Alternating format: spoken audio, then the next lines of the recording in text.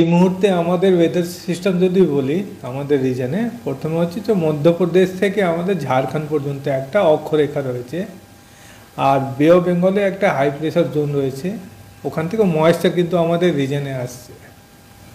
ফলে 13 থেকে 15 আমাদের বোথ নর্থ বেঙ্গল সাউথ বেঙ্গলে কিন্তু ওয়েদার অ্যাক্টিভিটি হবে। আর 15 তারিখেও চান্সেস রয়েছে যে পশ্চিমের জেলাগুলোতে লাইট টু মডারেট রেন, আর অন্য জেলাগুলোতে কিন্তু খুব লাইট রেন হবে, এরকম চান্সেস রয়েছে সাউথ বেঙ্গলে। 16 তারিখ থেকে সাউথ বেঙ্গলে কিন্তু ওয়েদার পরিষ্কার হয়ে যাবে।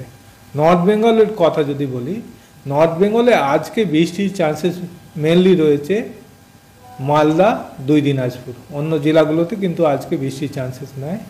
কাল পরশু নর্থ বেঙ্গলের সমস্ত জেলাতে কিন্তু লাইট টু মডারেট রেন রয়েছে। এই ওয়েদার অ্যাক্টিভিটি প্রথম অ্যাক্টিভিটি রয়েছে যেখানে থান্ডার স্টর্ম অ্যাক্টিভিটি কিন্তু আর লাইটনিং আমরা দেখব।